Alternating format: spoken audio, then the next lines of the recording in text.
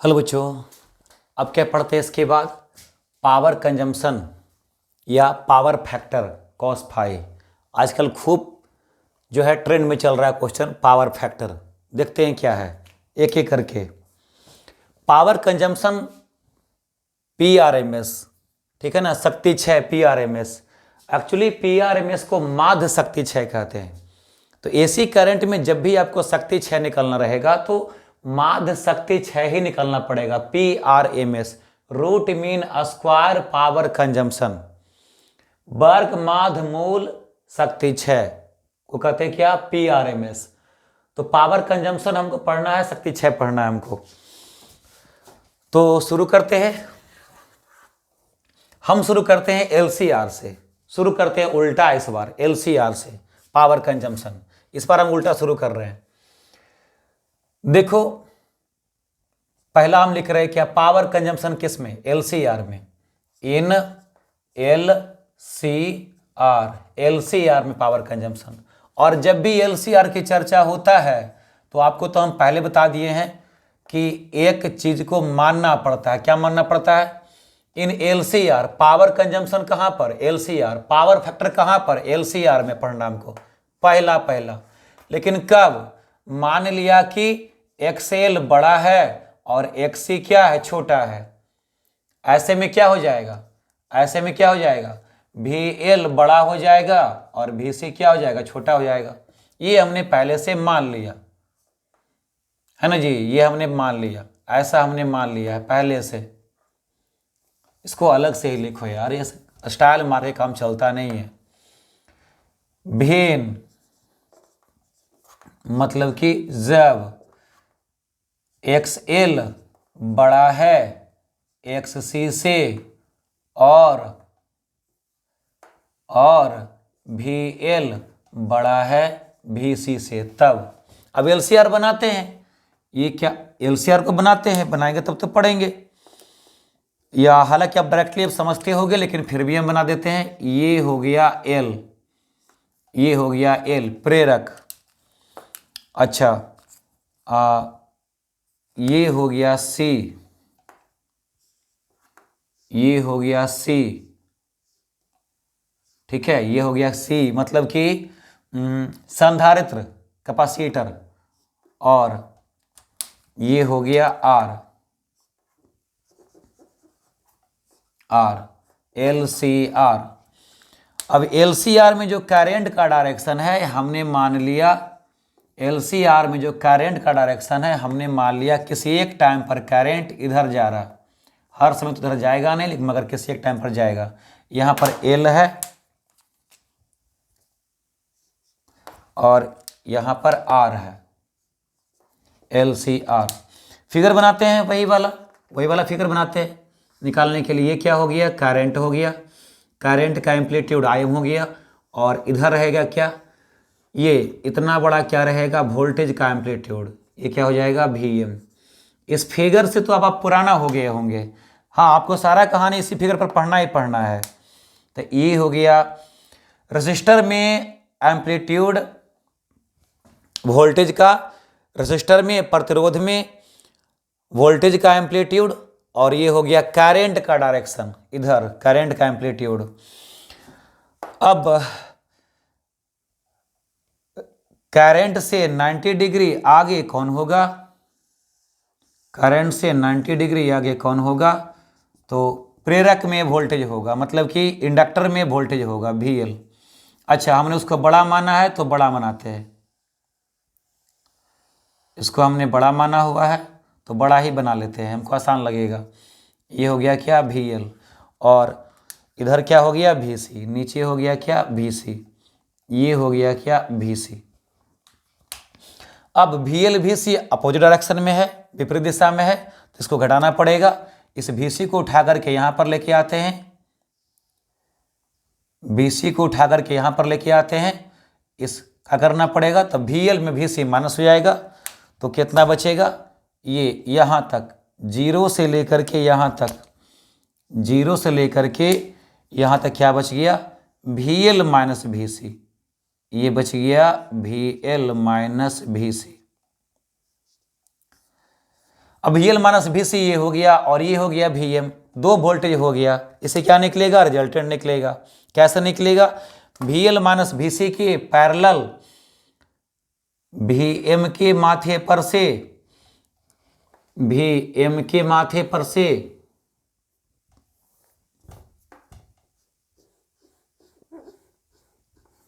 और VL minus VC के माथे पर से VM के पैरेलल, दोनों यहां पर मिल रहा।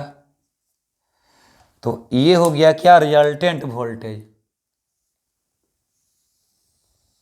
ये क्या हो गया, रिजल्टेंट वोल्टेज। इसको हम क्या मान रहे हैं, VR, परिणामी विभव हो गया VR। अच्छा, ये अगर VL माइनस VC है तो यहां भी क्या होगा, VL माइनस VC होगा। यहां भी किसके बराबर होगा, VL माइनस VC के बराबर होगा।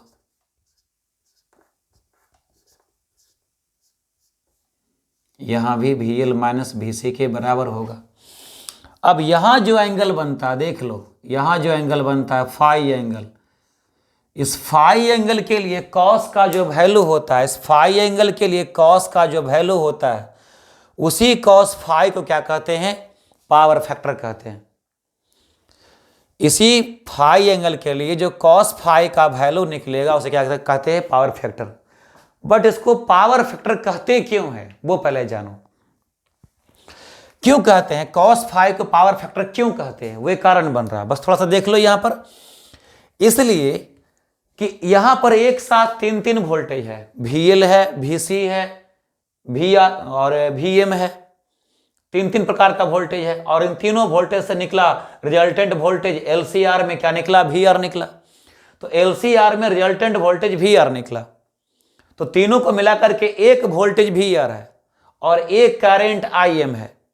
अब हमको निकालना है पावर कंजम्पशन, पहले पावर कंजम्पशन पहले निकालना है। तो पावर कंजम्पशन कुछ अलग नहीं है, वही जो पुराना वाला जो फॉर्मूला है वही लगेगा। PRMS बराबर क्या होगा, IRMS इंटू VRMS होगा, क्योंकि P बराबर क्या होता है, IB होता है। पावर कंजम्पशन शक्ति क्षय बराबर क्या होता है, पावर कंजम्पशन या शक्ति क्षय का फॉर्मूला क्या है, P बराबर I इंटू V है। तो P बराबर I इंटू V होगा तो PRMS बराबर क्या होगा, IRMS इंटू VRMS होगा। जहां पर IRMS बराबर क्या होता है, IM बटा √2 होता है। VRMS बराबर क्या होता है, VM बटा √2 होता है। तो ये सारी बात जानने के बाद हम PRMS निकालेंगे, तब जाकर के हमारा कॉस फाई काम आएगा। देखो यहां पर सबसे पहले एक बात को बोलते हैं कि सबसे पहले सुनो, कोई वेक्टर किसी लाइन के साथ कोण बनाता है, उधर कॉस कंपोनेंट होता है। ये तो पिछला 2 साल से हम बोलते आ रहे हैं, कोई वेक्टर किसी लाइन के साथ कोण बनाता है, उधर कॉस कंपोनेंट होता है। अब यहां पर देखो कि करंट जा रहा है इधर, ये करंट जा रहा है इधर, ये करंट का वेक्टर है, और रिजल्टेंट वोल्टेज का वेक्टर जो है ये वाला है। तो वोल्टेज का वेक्टर और करंट का वेक्टर तो अलग अलग हो गया। तो ऐसे में हम दोनों को गुना कैसे करेंगे, हमको निकालना है क्या, पावर कंजम्पशन PRMS।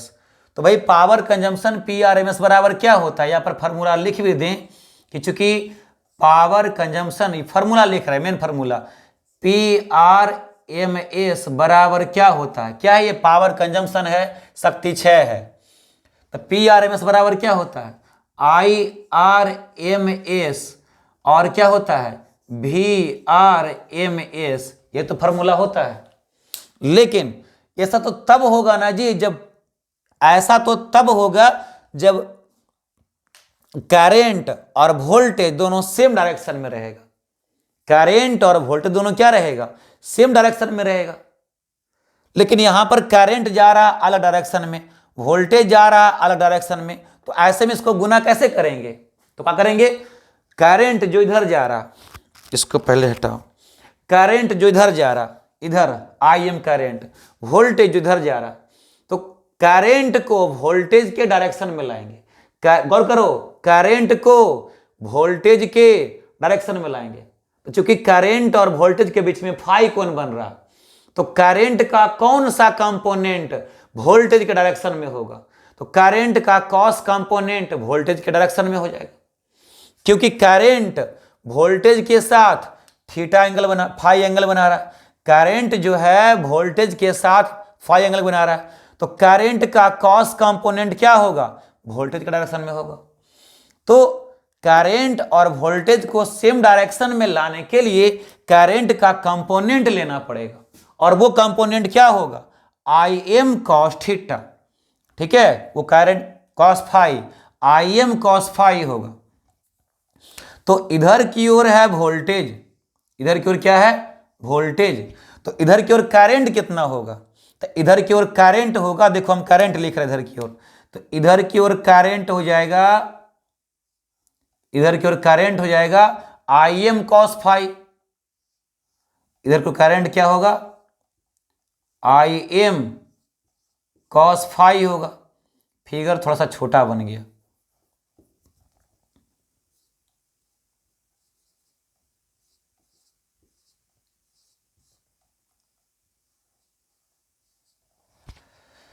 कोई वेक्टर किसी लाइन के साथ कोण बनाता है, उधर कौन कंपोनेंट होता है, कॉस कंपोनेंट होता है, ये तो पढ़े। तो करंट वोल्टेज के साथ फाई कोण बना रहा है, तो करंट का कॉस कंपोनेंट वोल्टेज के डायरेक्शन में होगा। अब देखो करंट का कॉस कंपोनेंट और वोल्टेज दोनों सेम डायरेक्शन में हो गया, करंट का कॉस कंपोनेंट और वोल्टेज दोनों सेम डायरेक्शन में हो गया। अब इसको गुना करेंगे तो क्या निकलेगा, पावर कंजम्पशन। तो ये पावर कंजम्पशन का फार्मूला हुआ, ये फार्मूला यहाँ पर लिखते हैं बाय फार्मूला, हम इसको ऐसे लिखते हैं, यहाँ पर VC को हटाओ, यहाँ से VC को यहाँ पर लिखते हैं, ऊपर लिखते हैं। अब हम यहां पर लिखते हैं बाय फार्मूला, बाय फार्मूला मतलब क्या, सूत्र से, सूत्र से क्या पढ़े हैं हम लोग, बाय फार्मूला सूत्र से क्या पढ़े हैं, PRMS बराबर IRMS इंटू VRMS होता है। लेकिन ये तो तब होगा जब वोल्टेज और करंट सेम डायरेक्शन में होगा, यहां पर सेम डायरेक्शन में नहीं है, तो सेम डायरेक्शन में लाने के लिए करंट का कंपोनेंट लेना पड़ेगा। तो चूंकि करंट वोल्टेज के साथ फाई कोण बना रहा है, तब वोल्टेज के डायरेक्शन में करंट का कॉस कंपोनेंट होगा। अब करंट का कॉस कंपोनेंट और वोल्टेज दोनों सेम डायरेक्शन में हो गया। अब इसको गुना करो, अब गुना करेंगे तो क्या लिखेंगे, इसलिए PRMS बराबर लिखेंगे IRMS cos phi, IRMS cos phi, ये लिखेंगे। क्या है cos phi, IRMS cos phi क्या हुआ, IRMS कॉस फाई क्या हुआ, ये हो गया करंट का कंपोनेंट। अब इसको वोल्टेज से गुना करेंगे, VRMS दोनों सेम डायरेक्शन में है, इसको गुना करेंगे तो क्या निकलेगा, शक्ति 6 निकलेगा, ऊर्जा 6 निकलेगा, पावर कंजम्पशन निकलेगा। ठीक है, तो कायदे से इसको जब हम अरेंज करते हैं, जब हम इसको अरेंज करते हैं तब PRMS बराबर क्या होता है, तब जो है PRMS बराबर क्या हो जाता है, IRMS इंटू VRMS। VRMS किसका, VR का, VRMS किसका बेटा, रिजल्टेंट, VRMS किसका जी, रिजल्टेंट का, VR का, VRMS रिजल्टेंट का। तो यहां पर तो लिखते नहीं है, ये इसका लेना पड़ेगा आपको, VR इसी वोल्टेज का लेना पड़ेगा आपको, VRMS, समझे, VRMS, IRMS VRMS into cos phi. ठीक है, PRMS बराबर IRMS VRMS cos phi. VR cos phi जो है इसको कहते हैं, इसको कहते हैं क्या, पावर फैक्टर। चूंकि ये पावर में ही काम आया, ये कॉस फाई किसके सॉल्यूशन में काम आ रहा है, कॉस फाई किसके सॉल्यूशन में काम आ रहा है जी, तो पावर कंजम्पशन के सॉल्यूशन में काम आ रहा है ना। शक्ति 6 को कैलकुलेशन में काम आ रहा है ना कॉस फाई। तो चूंकि शक्ति 6 के कैलकुलेशन में, पावर कंजम्पशन के कैलकुलेशन में कॉस फाई आ रहा है, इसीलिए कॉस फाई को पावर फैक्टर कहते हैं, शक्ति गुणांक कहते हैं। क्योंकि शक्ति के कैलकुलेशन में, शक्ति को ज्ञात करने में, शक्ति क्षय को ज्ञात करने में cos फाई का काम आ रहा है। इसीलिए cos फाई को शक्ति गुणांक कहते हैं, पावर फैक्टर कहते हैं। ठीक है। अब power factor different type of होता है। पावर फैक्टर अलग अलग होता है। एलसी में अलग होगा, आरसी में अलग होगा, आरएल में अलग होगा, एलसीआर में अलग अलग होगा। उसको हम लोग देख लेते हैं। ठीक है। तो सबको एक एक करके देखते हैं। इसको क्या कहते हैं? पावर कंजम्पशन, पावर फैक्टर कहते हैं। तो एलसीआर सर्किट में पीआरएमएस बराबर आईआरएमएस वीआरएमएस cos फाई होता है। इसको आप देख लें। अच्छा, फिर वो हम बाद में बात करेंगे। यहां पर एक बातें और निकाल रहे हैं। ठीक है। जरा सा पहले आप इसको ढंग से लिखा जाए। इसको जो है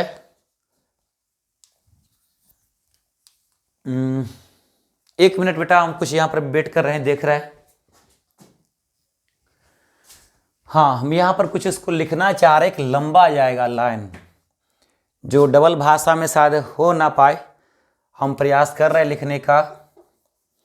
इसको थोड़ा सा इधर खिसकाते तो काम चलता। इसको थोड़ा सा जो है हम इधर खिसकाते हैं। एक मिनट, कुछ यहाँ पर वेट करना पड़ेगा। यहाँ पर जो बातें लिखा है, हम एक ही बोर्ड में उतना काम करना चाह रहे हैं।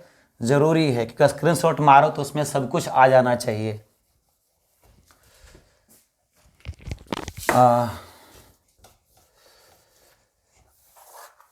क्या लिख रहे थे यहाँ पर? Bye formula. यहाँ पर लिख रहे थे सिंस बाय फार्मूला।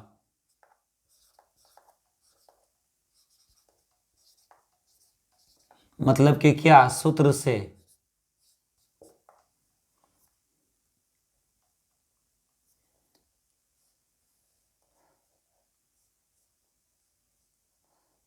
सूत्र से क्या पढ़े हम लोग?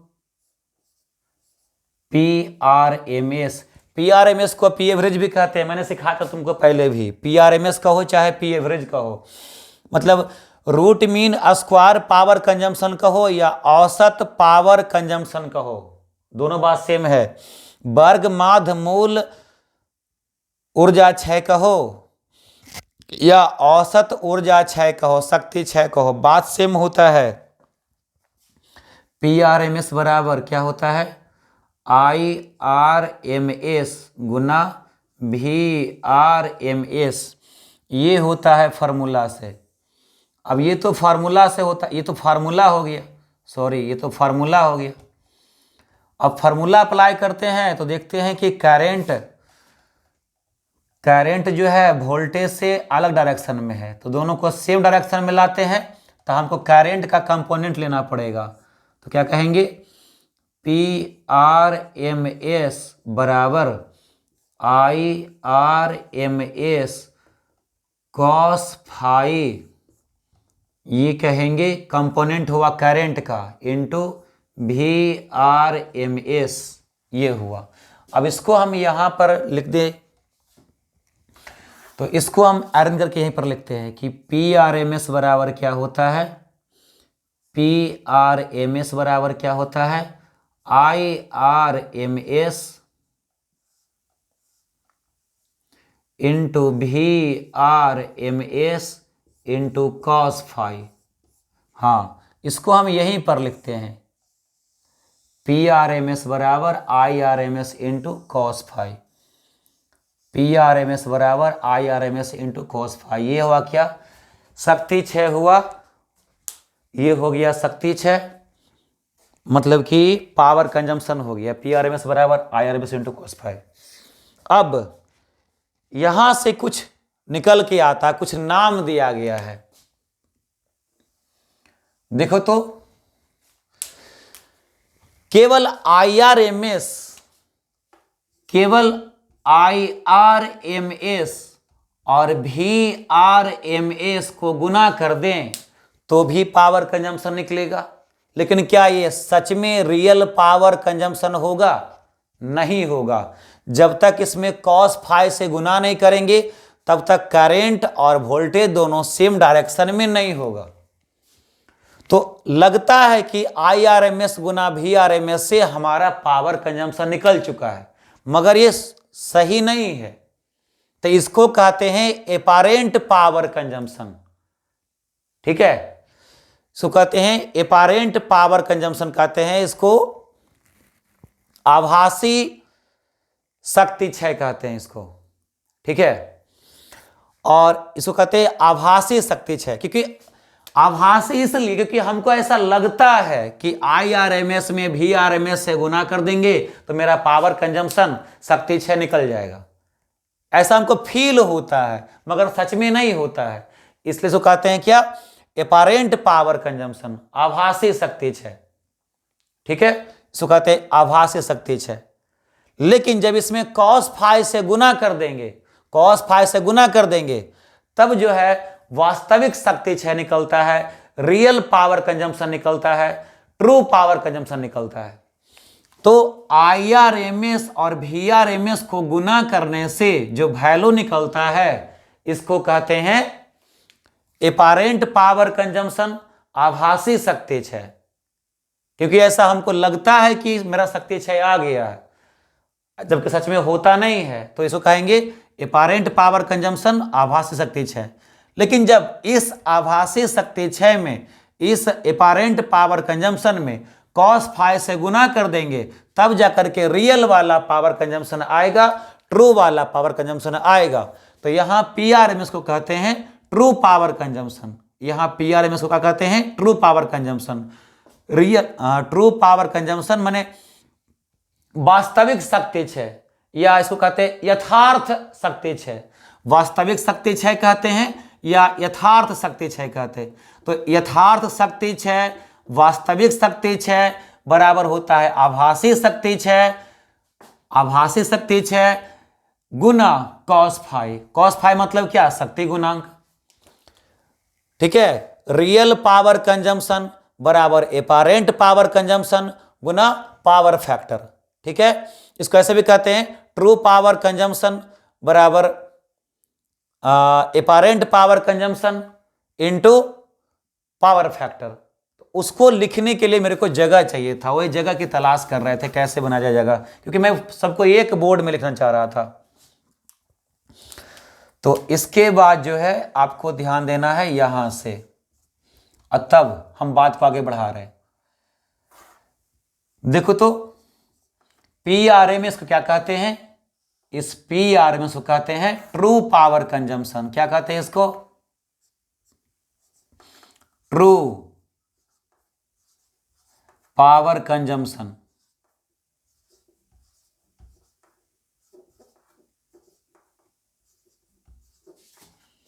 जगह नहीं बचेगा तो ऐसे लिखते हैं true power consumption.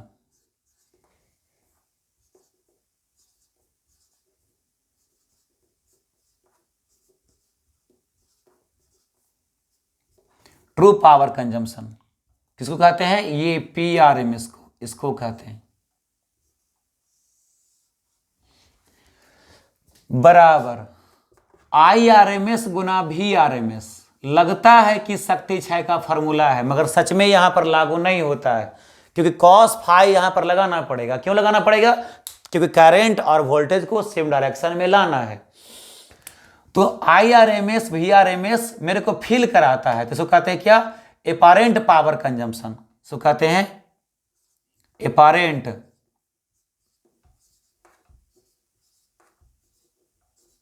एपारेंट power consumption.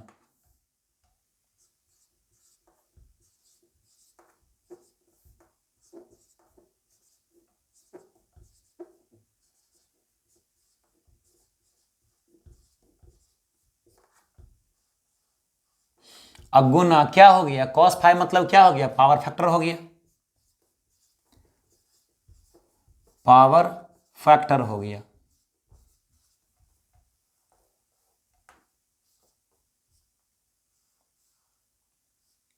Power factor हो गया।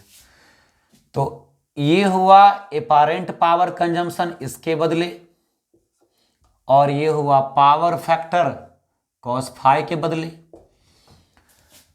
तो ये आपको फॉर्मूला जो है आपको याद रखना पड़ेगा, यहां से ऑब्जेक्टिव एग्जाम में आता है। ठीक है, यहां से ऑब्जेक्टिव एग्जाम में आता है। कई बार मांगता है पावर फैक्टर बराबर क्या होगा, तो पावर फैक्टर बराबर क्या होगा, ट्रू पावर कंजम्पशन बटा एपारेंट पावर कंजम्पशन। कई बार कहेगा कि ट्रू पावर कंजम्पशन बराबर क्या होगा, तो एपारेंट पावर कंजम्पशन गुना पावर फैक्टर होगा। तो पावर फैक्टर मांगेगा तो गुना वाला को बटा में कर देना, ट्रू बटा एपारेंट कर देना, ट्रू बटा एपारेंट कर देना। हिंदी में लिखते हैं, क्या कहते हैं इसको, यथार्थ शक्ति 6, इसको कहते हैं यथार्थ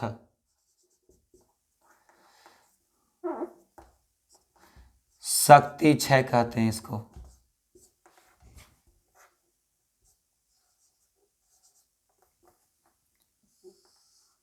यथार्थ शक्ति 6 कहते हैं। बराबर क्या हो गया, ये आभासी शक्ति 6।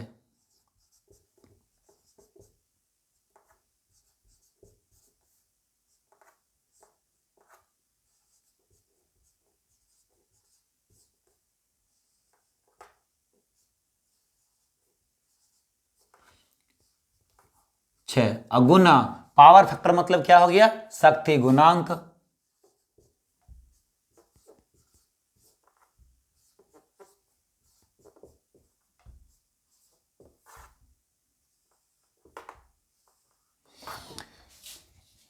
समझे,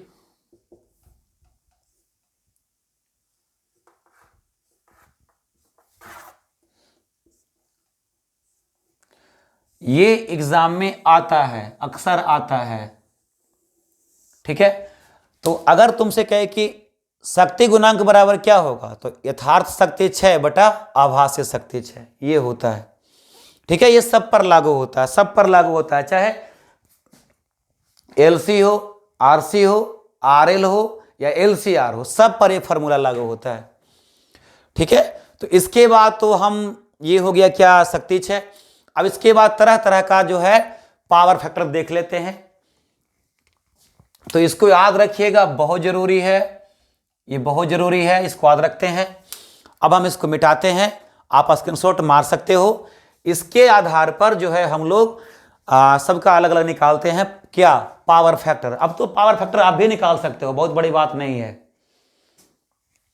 by the way power factor भी हम लोग निकालते हैं, इसमें भी कॉस फाई का वैल्यू क्या होता है, तो इसको पहले मिटाते हैं। आप इसका स्क्रीनशॉट मार ले बेटा। चलिए शुरू करते हैं इसी से, जो हमारा फिगर बना है उसी से चल जाते हैं। क्या निकालना है अपने को, कॉस फाई। तो बताओ कॉस फाई बराबर क्या होगा, मतलब एलसीआर सर्किट में निकाल रहे हैं पावर फैक्टर। किस में निकाल रहे हैं हम, एलसीआर सर्किट में निकाल रहे हैं पावर फैक्टर। तो बताओ पावर फैक्टर बराबर क्या होता है, कॉस फाई होता है।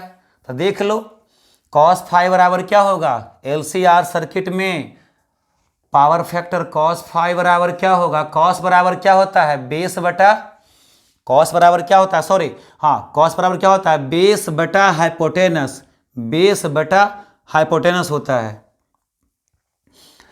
तो कॉस फाई बराबर क्या होगा, बेस क्या है, वीएम है, बेस क्या है, वीएम है, अब बटा हाइपोटेनस क्या है, वीआर है, हाइपोटेनस क्या है, वीआर है।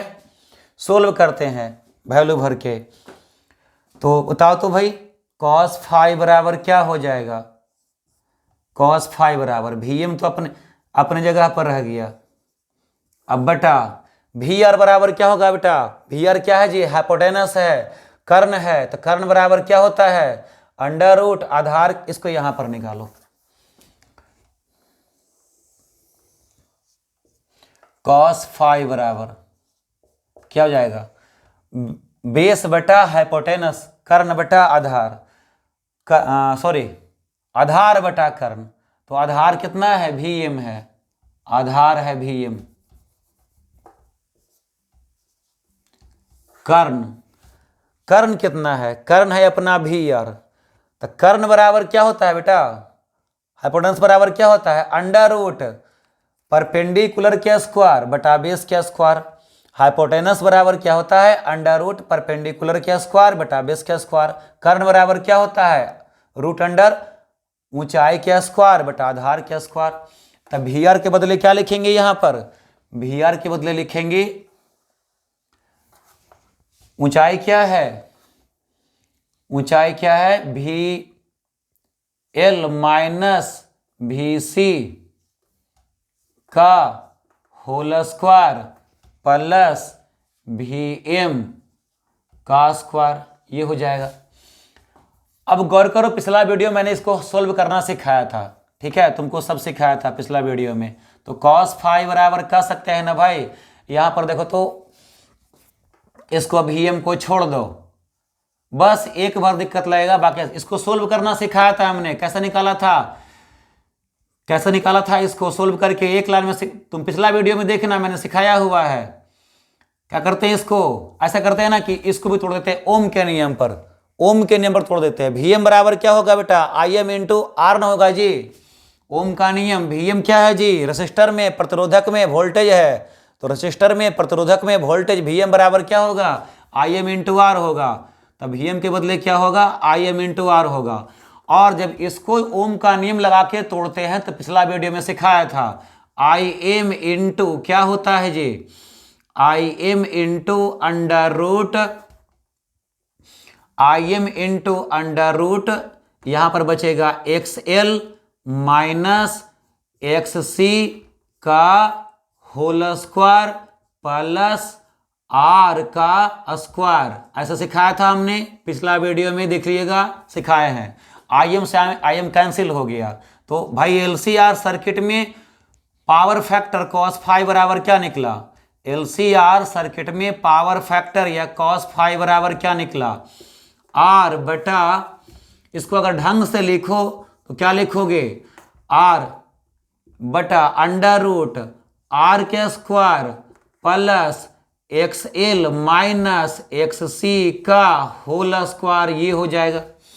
इसी को जेड कहते हैं, इसी को बोलते हैं जेड, इसी को तो जेड बोलते हैं, पिछला वीडियो में देखिएगा, इसी को जेड बोलते हैं। जेड क्या है जी, जेड क्या है बेटा, इम्पीडेंस है ना, प्रतिबाधा है। तो आगे हम कह सकते हैं आर बटा जेड, ये हुआ क्या, एलसीआर सर्किट में पावर फैक्टर, एलसीआर सर्किट में पावर फैक्टर आर बटा under root R square minus, अच्छा यहां पर तुम वैल्यू भर सकते हो, एक्सएल का वैल्यू भर दो, एक्ससी का वैल्यू भर दो, तो अगर भर दोगे तो कहा जाएगा cos फाई बराबर आर बटा अंडर रूट आर के स्क्वायर प्लस एक्सएल का मतलब क्या, ओमेगा का स्क्वायर एल का स्क्वायर माइनस 1 बटा ओमेगा का स्क्वायर सी का स्क्वायर, ये तो हो जाएगा ना जी, यही तो हो जाएगा, ओमेगा का स्क्वायर सी का स्क्वायर, ये हो जाएगा। इसे क्या कहेंगे, आर बटा जेड कहेंगे, ठीक है। तो ये हुआ क्या, पावर फैक्टर किसमें, एलसीआर में। ये एग्जाम में पूछता है, यह भी पूछ सकता है, दोनों पावर फैक्टर। इसके अलावा हम अगला में देखते हैं, ठीक है, आप स्क्रीनशॉट मार लो, ऐसा हमने सिखाया हुआ था पिछला वीडियो में, ये आर निकालना सिखाया हुआ था, कैसे निकालते हैं। अब एलसीआर के बाद शुरू करते हैं एलआर में। एलआर में क्या हो जाएगा, सब आसान है, अब तो तुमको आसान लगना चाहिए। पावर फैक्टर cos फाई बराबर एलआर में, पावर फैक्टर cos फाई बराबर क्या होता है भाई, आर बटा जेड होता है। तो एलआर में cos फाई बराबर क्या हो जाएगा, cos फाई बराबर आर बटा जेड के बदले क्या लिखोगे, एल आर में याद करो, पिछला वीडियो में मैंने सिखाया है, एल आर में जेड बराबर क्या होगा, अंडर रूट आर के स्क्वायर प्लस एक्स एल के स्क्वायर, ये हो जाएगा, ठीक है। जेड बराबर अंडर रूट आर के स्क्वायर प्लस एक्स एल के स्क्वायर, यहां पर वैल्यू भर दोगे तो क्या कहोगे, cos फाई बराबर आर बटा अंडर रूट कैपिटल आर के स्क्वायर प्लस एक्सएल के बदले क्या कहोगे, ओमेगा इंटू एल कहोगे। अब एक्सएल क्या स्क्वायर है तो ओमेगा का स्क्वायर, एल का स्क्वायर, ये हो जाएगा किसमें, एल आर सर्किट में। इसके बाद अगर हम, ये सेकंड नंबर निकला, थर्ड नंबर बात करें किसमें, एलसी, थर्ड नंबर बात करें हम किसमें, आरसी सर्किट में। आरसी सर्किट में, आरसी सर्किट में क्या होगा, कॉस फाई बराबर क्या होता है जी, आर बटा जेड होता है। तो ये फॉर्मूला अगर आरसी सर्किट के लिए अप्लाई करोगे तो क्या कहोगे, कॉस फाई बराबर आर बटा अंडर रूट, क्या कहोगे, आर के स्क्वायर। आरसी सर्किट में जेड का वैल्यू भरो, पिछला वीडियो मैंने सिखाया है जेड निकालना, सभी प्रकार का जेड निकालना सिखाया था। Are square plus x C का स्क्वायर होगा। तो कॉस फाई बराबर क्या होगा, आर बटा अंडर रूट आर के स्क्वायर प्लस एक्स सी के बदले क्या लिखोगे, एक बटा ओमेगा सी। तो ओमेगा का स्क्वायर हो जाएगा, सी का स्क्वायर हो जाएगा। ये हो जाएगा क्या, पावर फैक्टर किसमें, आरसी सर्किट में। तो आरसी सर्किट में ये हो गया क्या, पावर फैक्टर। अब क्या बचा, तीसरा क्या बचा, एलसी सर्किट में। तो एलसी में जीरो हो जाएगा, वो उसकी कहानी हम बाद में फिगर से सिखाएंगे। पहले यहां पर आप एल आर का और आरसी का पहले देख लो, ये ठीक है, कॉस फाई बराबर यही होगा। उसके बाद एलसी में देख लेते हैं। एलसी में पावर फैक्टर जो है वहां पर कुछ और निकलेगा, वो सब बाटहीन धारा की ओर बताएगा। तो इसको पहले आप देख लो अच्छे से, फिर हम उसको निकालते हैं। एलसी सर्किट में क्या कहानी होगा, एलसी सर्किट में क्या कहानी होगा, तो भैया एलसी सर्किट में करंट तो इधर होता ही होता है, आई एम करंट तो इधर होता है। अच्छा, एल में प्रेरक में वोल्टेज किधर होता है, इतनी बार लिखे कि तुमको अब याद हो जाना चाहिए, ये ऊपर होता है। अच्छा, जब भी एलसी आता है तो हमको बड़ा छोटा मानना पड़ता है। तब मान लिए कि एक्सएल बड़ा है और सी क्या है, एक्ससी क्या है, छोटा है। तो यहाँ पर जो है VL क्या हो जाएगा, बड़ा हो जाएगा, और VC क्या हो जाएगा, छोटा हो जाएगा। थोड़ा सा इसको हट के बनाते हैं फिगर, मेरे को तो लगता है तुमको फिगर भी पता होगा। ये हुआ का IM, इधर क्या हो गया, इधर हो गया क्या VL, और नीचे क्या हो गया VC, इसको हमने मान लिया छोटा सा VC। तो VC और VL क्या है, अपोजिट में है, तो यहाँ पर घटाते हैं, माइनस करते हैं, तो VL माइनस VC इतना बड़ा होगा। ये हो गया क्या, VC को यहाँ पर घटा दिए, तो बचा हुआ पार्ट क्या हुआ, जीरो से लेकर के यहाँ तक क्या हुआ, बाकी जो बचा वो क्या हुआ, घट के आ गया, VL माइनस VC के बराबर आ गया। जो घट के आया वो VR के बराबर ना हुआ, VL में से VC को घटा दिया तो क्या निकल गया, VR के बराबर हो गया। और ये VR किसके बराबर हो जाएगा, VL माइनस VC के बराबर हो जाएगा। अब देखो वोल्टेज और करंट कितना डिग्री पर है, 90 डिग्री पर है। तो यहां पर तो फाई का मान कितना डिग्री है, 90 डिग्री है। यहां पर फाई का मान क्या है, 90 डिग्री है, ठीक है। लेकिन आरसी में तो ऐसा होगा नहीं। आरसी में क्या होता है, आरसी में इधर होता है, आरसी में तो इधर ना होता है जी। आरसी में रिजल्टेंट वोल्टेज इधर होता है, फाई का एंगल ये होता है, इधर होता है क्या VM, इधर होता है क्या VC, इधर होता है क्या IM। तो रिजल्टेंट वोल्टेज ये निकलता है। तो रिजल्टेंट वोल्टेज और करंट के बीच में फाई एंगल होता है, 90 डिग्री नहीं होता है। तो वहां पर आपको कॉस फाई दिखाई देगा, कॉस फाई बराबर क्या दिखाई देगा, R बटा जेड दिखाई देगा। लेकिन अच्छा, और आरसी में, एलसी में भी दिखाई देगा, LR में भी दिखाई देगा। LR में भी क्या है, इसको उल्टा कर दो, ऊपर चला गया, यहां से ऊपर क्या हो गया, ये VL हो गया, इधर क्या हो गया IM हो गया, इधर क्या हो गया VM हो गया। तो Vm इधर हो गया, अब VL इधर हो गया, तो रिजल्टेंट वोल्टेज इधर हो जाता है।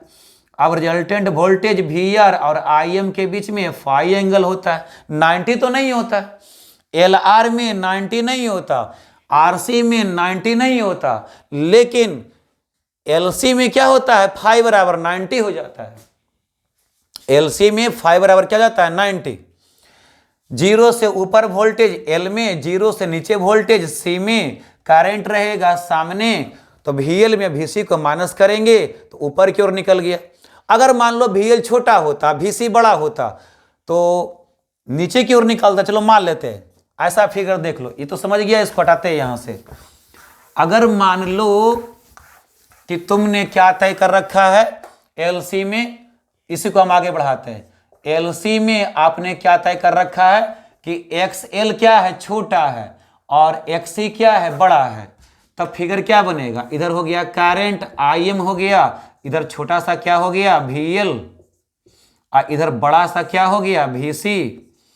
तो VC में VL को माइनस करेंगे, इतना हमने माइनस कर दिया VL के बराबर, तो बचा यहां तक, यहां से लेकर के यहां तक क्या हो गया, VR। वो VR किसके बराबर होगा, VC माइनस VL के बराबर होगा। तो देखो VR और करंट आपस में कितना डिग्री पर है, 90 डिग्री पर है। हर हाल में LC सर्किट में फाई बराबर क्या होगा, 90 डिग्री होगा। और जब फाई बराबर 90 डिग्री होगा तो कॉस फाई बराबर क्या हो जाएगा, कॉस फाई बराबर कॉस 90 डिग्री हो जाएगा। और कॉस 90 क्या होता है, जीरो होता है। कॉस 90 क्या होता है, जीरो होता है। पावर फैक्टर जीरो हो गया, ठीक है। शक्ति गुणांक या पावर फैक्टर LC में क्या होता है, जीरो होता है। यहां पर जो है R/Z का फॉर्मूला अप्लाई नहीं होता है। LC सर्किट में शक्ति गुणांक पावर फैक्टर जीरो होता है, ठीक है। पावर फैक्टर क्या होता है, जीरो होता है। कॉस फाई को कहते हैं क्या, पावर फैक्टर। पावर फैक्टर कितना जाता है, जीरो, क्योंकि यहां पर थीटा कितना डिग्री हो गया, 90 डिग्री, ठीक है। इससे क्या हुआ, जब पावर फैक्टर ही जीरो हो गया तो याद करो, क्या कहते थे इसको, true power consumption, PRMS, true power consumption बराबर एपारेंट पावर कंजम्पशन। कौन था, apparent power consumption, IRMS, VRMS। True power consumption बराबर एपारेंट पावर कंजम्पशन गुना कॉस फाई, कॉस फाई। अब कॉस फाई बराबर कितना है, जीरो है, क्योंकि फाई बराबर 90 है, तो कॉस फाई कितना है, जीरो है। तो जीरो यहां पर जब भरोगे तो सबको मिला क्या हो जाएगा, जीरो हो जाएगा। मतलब क्या सीखा यहां पर, कॉस फाई का वैल्यू यहां पर भरोगे तो कॉस फाई क्या हो जाएगा, जीरो ना हो जाएगा जी।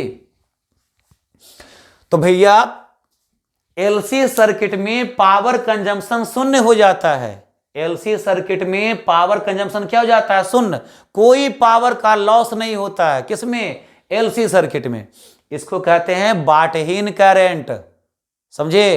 क्या कहते हैं इसको, इसको कहते हैं बाटहीन करंट, कहते हैं वाटलेस करंट, कहते हैं इसको बाटहीन धारा, कहते हैं इसको। यही है बाटहीन धारा कि LC सर्किट में पावर कंजम्पशन जीरो होता है, ट्रू पावर कंजम्पशन जीरो होता है, माने यथार्थ ऊर्जा क्षय का मान शून्य हो जाता है। LC सर्किट में यथार्थ शक्ति क्षय का मान शून्य हो जाता है, इसे बाटहीन धारा कहते हैं। तो याद रखा करिएगा इस बात को कि LC सर्किट में पावर कंजम्पशन जीरो होता है और कॉस फाई का मान जीरो होता है, मतलब पावर फैक्टर का मान जीरो होता है, ठीक है। ये वह किसमें, LC सर्किट में। तो वह हमने RC में देखा, LR में देखा, LC में देखा। अब ऐसे ही होगा सब में, ऐसे ही जो है ना, केवल L में भी जीरो हो जाएगा, केवल C में भी जीरो हो जाएगा। उसको भी देख लेते हैं एक लाइन में 5 मिनट में, तीनों में देख लेते हैं। केवल R में, केवल L में, केवल C में क्या होता है, पावर फैक्टर। तो हम लोग जानते हैं केवल रेसिस्टेंस में किसी एक टाइम पर करंट इधर होता है, करंट अगर इधर होता है तो वोल्टेज भी इधर ही होता है, वोल्टेज भी इधर ही होता है। करंट अगर इधर होता है तब वोल्टेज भी इधर ही होता है। ये क्या होता है Im और ये क्या होता है Vm। तो यहाँ पर फाई का मान क्या होगा 0। यहाँ पर फाई का मान क्या होगा Im Vm दोनों सेम डायरेक्शन में ना हो गया जी। तो यहाँ पर फाई का मान क्या हो जाएगा 0। तो कॉस फाई बराबर क्या हो जाएगा 1। कॉस फाई बराबर क्या हो जाएगा 1 हो जाएगा। और कॉस फाई बराबर 1 हो जाएगा तो याद करो PRMS क्या कहलाता है, क्या कहलाता है ट्रू पावर कंजम्पशन बराबर IRMS VRMS क्या कहलाता है ट्रू पावर कंजम्पशन जो है एपारेंट पावर कंजम्पशन के बराबर हो जाएगा। काहे कॉस फाई बराबर कितना हो गया 1 हो गया। यहाँ पर कॉस फाई लिखोगे ना तो कॉस फाई के बदले क्या हो गया 1 हो गया। तो ट्रू पावर कंजम्पशन एपारेंट का पावर कंजम्पशन दोनों क्या होता है बराबर होता है। किसमें ओनली रेसिस्टर में। मतलब यहाँ ऊर्जा का क्षय होता है, सबसे अधिक होता है, मैक्सिमम होता है। यहाँ पर ऊर्जा का क्षय मैक्सिमम होता है, सबसे अधिक होता है, क्योंकि यहाँ पर कॉस फाई का वैल्यू क्या हो गया 1। केवल प्रेरक में देख लो, प्रेरक में क्या होता है इधर होगा करंट, इधर क्या होगा करंट, इधर क्या होगा वोल्टेज, इधर होगा VL। तो कितना डिग्री बन गया यहाँ पर फाई बराबर बन गया 90 डिग्री। अब फाई बराबर 90 डिग्री बन गया तो कॉस फाई बराबर क्या हो जाएगा कॉस 90 डिग्री हो जाएगा। कॉस 90 बराबर क्या हो जाएगा 0। मतलब कि केवल प्रेरक में केवल इंडक्टर में पावर कंजम्पशन PRMS बराबर क्या होता है 0 हो जाता है। पावर कंजम्पशन क्या हो जाएगा 0, क्योंकि कॉस फाई 0 हो गया तो IRMS गुना VRMS गुना कॉस फाई बराबर भी तो 0 हो जाएगा। तो पावर कंजम्पशन 0 हो गया, इसे क्या कहते हैं बाटलेस करंट कहते हैं, बाटहीन धारा कहते हैं इसको। ठीक है, इसके बारे में हमको लिखना भी है, परिभाषा लिखना है। यहां भी देख लो ये क्या हो गया ये करंट हो गया, इधर क्या करंट हो गया Im, इधर क्या हो गया वोल्टेज हो गया VC। बीच का एंगल कितना डिग्री हो गया फाई बराबर 90 डिग्री हो गया। फाई बराबर 90 डिग्री हो गया तो यहाँ पर कॉस फाई क्या लिखेंगे कॉस फाई बराबर कॉस 90 लिखेंगे। कॉस 90 बराबर 0 होगा तो यहाँ भी पावर कंजम्पशन PRMS बराबर क्या हो जाएगा 0 होगा। इस प्रकार से क्या देखिए कि केवल L में किसमें पावर कंजम्पशन 0 होता है L में, C में और LC में। L में मतलब इंडक्टर में मतलब प्रेरक में, C में मतलब कैपेसिटर में मतलब संधारित्र में, और LC मतलब इंडक्टर कैपेसिटर सर्किट में। हिंदी में कहें तो प्रेरक संधारित्र परिपथ में पावर कंजम्पशन क्या होता है 0 हो जाता है। इसे ही कहते हैं बाटहीन धारा। तो बाटहीन धारा में इसी का फिगर बना करके हम लोग डेफिनेशन बनाएंगे। बाटहीन धारा कहते हैं, बाटलेस करंट कहते हैं। तो पावर कंजम्पशन होता कहाँ है, पावर कंजम्पशन कहाँ होता है रेसिस्टर में होता है। ठीक है, तो इतने तरह का था पावर फैक्टर था। अब इससे जो है हम लोग क्वेश्चन देख लेते हैं, इससे कितना क्वेश्चन एराइज हुआ है बोर्ड में उसको देख लेते हैं। ठीक है, ये देखो बंधु बिहार बोर्ड में क्वेश्चन आया है, कितना हल्का हल्का है। If phi is the phase difference between AC current and EMF। EMF मतलब वोल्टेज, EMF मतलब विद्युत वाहक बल, और एक कहते हैं विभवांतर, और एक कहते हैं विभव। तो ये मतलब वोल्टेज हो गया, विभवांतर हो गया। Then value of power factor क्या होगा। कह रहा है कि जब करंट और EMF के बीच में जो है फेज डिफरेंस फाई है तो पावर फैक्टर क्या होगा। प्रत्यावर्ती धारा और विद्युत वाहक बल के बीच में फाई कोण का कलांतर दे दिया है तो शक्ति गुणांक कितना होता है कॉस फाई होता है, आंसर डी नंबर होगा। अब कहता है power factor of LR circuit, मतलब LR परिपथ का शक्ति गुणांक क्या होगा। तो LR परिपथ है तो शक्ति गुणांक क्या हो जाएगा R/Z हो जाएगा। अब R/Z देख लो, यहाँ पर R किसमें है, R देखो यहाँ पर है। अब बटा Z, LR के लिए Z का वैल्यू क्या होगा √R² प्लस ω² L² होगा। तो आंसर यहां पर कौन सा हो जाएगा बी नंबर हो जाएगा। अब देखो if phase difference between current and potential difference is 5 then power factor क्या होगा। धारा और विभवांतर के बीच में कलांतर 5 दे दिया है, ठीक है, फेज डिफरेंस 5 दे दिया है, कलांतर 5 दे दिया है, तो कहता है शक्ति गुणांक कितना होता है, cos 5 होता है। आंसर कौन सा हो जाएगा, बी नंबर हो जाएगा। अब कहता है which of the following is correct for power factor. Power factor के लिए कौन सा सही है, शक्ति गुणांक के लिए कौन सा सही है। तो यहाँ पर देखो काफ़ी बड़ा ऑप्शन दिया हुआ था, लंबा लंबा लेंदी लैंग्वेज था, उसी को देख के बताना था। तो हम लोग जानते हैं ना जी कि इसको बाद में पढ़ लेंगे। हम लोग क्या जानते हैं, ट्रू पावर कंजम्पशन बराबर apparent power consumption into power factor. True power consumption बराबर apparent power consumption into power factor. वहां से क्या निकालना है हमको, पावर फैक्टर। तो पावर फैक्टर बराबर क्या हो जाएगा, ट्रू पावर कंजम्पशन बटा एपारेंट पावर कंजम्पशन, यही तो हो जाएगा। तो कह रहा है शक्ति गुणांक के लिए कौन सा सही है, तो क्या होगा, देखो तो ये वाला सी नंबर होगा। पावर फैक्टर यहाँ पर बुइया बुइया लगा है, मैंने ऊपर वाला लिखा हुआ है।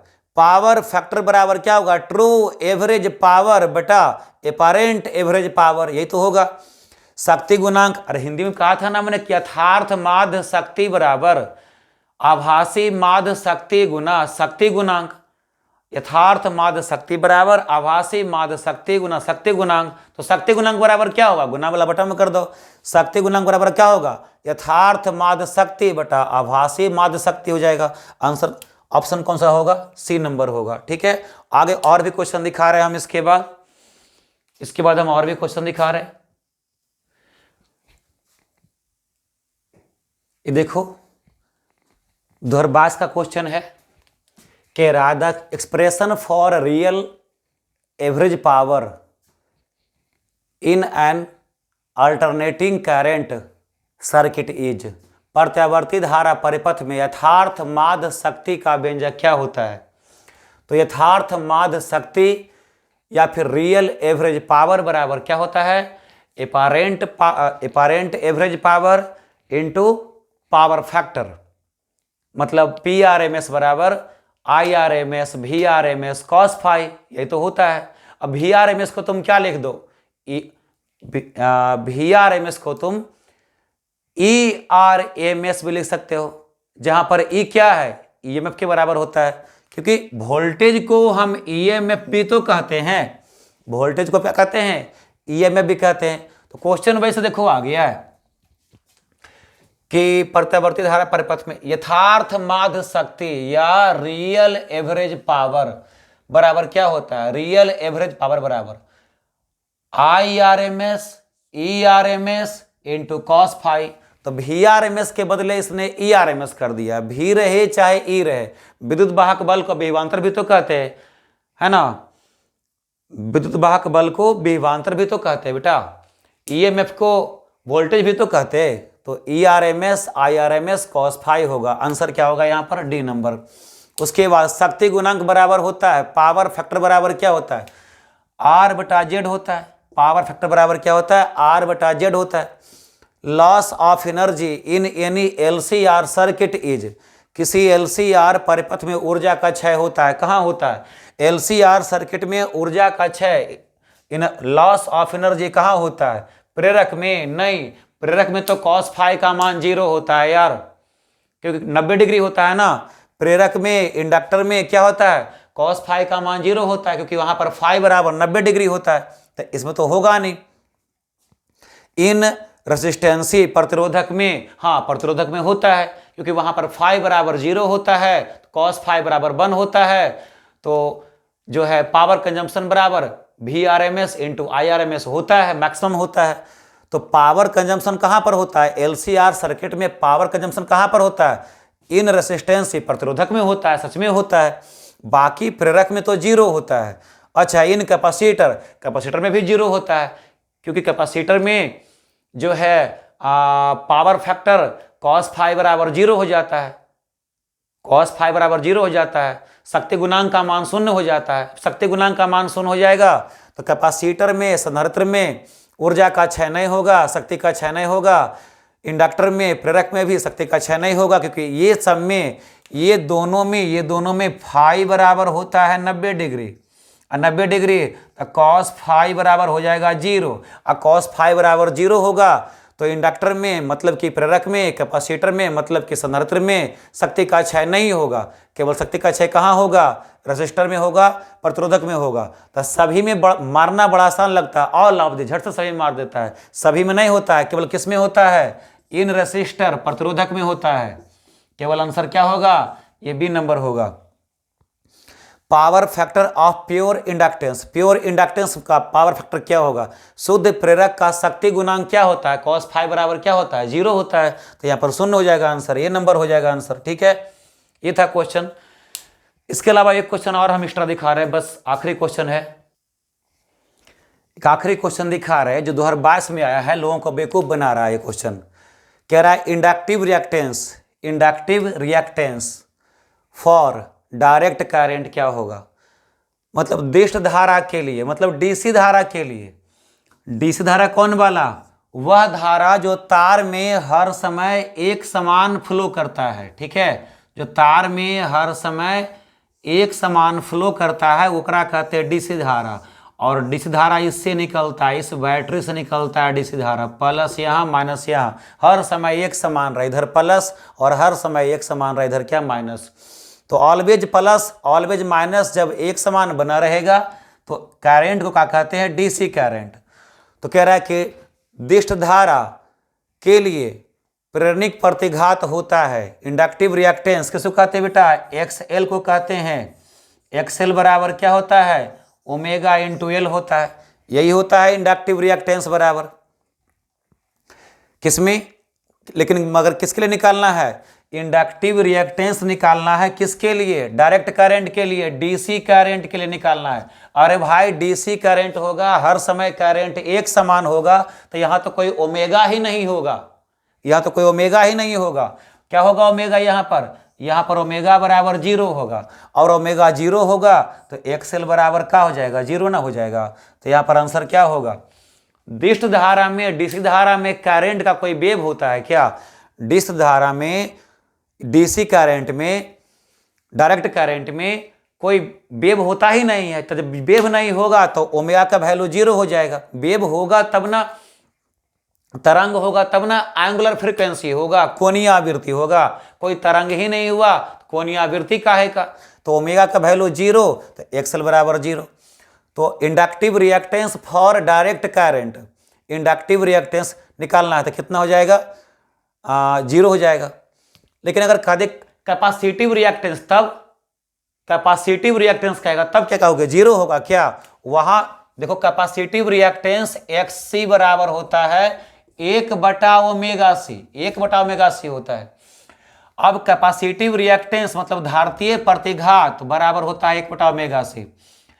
अब अगर कोई धारिता में, संधारित्र में, कोई कैपेसिटर में डीसी करंट जाएगा तो ओमेगा का मान C होगा, ओमेगा का मान 0 होगा।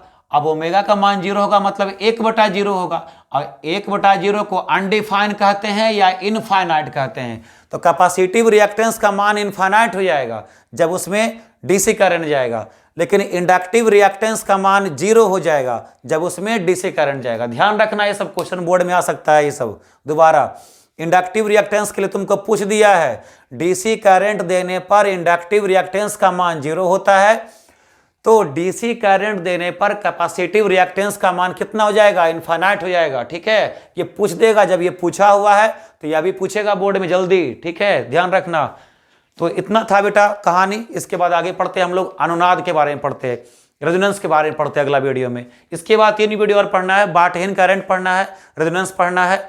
बाटहीन तो काफी कुछ पढ़ ही चुके हैं हम लोग। बाटहीन करंट के बारे में पढ़ना है, बाटलेस करंट के बारे में पढ़ना है, रेजोनेंस के बारे में पढ़ना है, अनुनाद के बारे में पढ़ना है, और पढ़ना है हमको किसके बारे में? बस ट्रांसफार्मर के बारे में। तो 2.5 वीडियो मान के चलो, 2.5 वीडियो में खत्म कहानी हो जाएगा। ठीक है।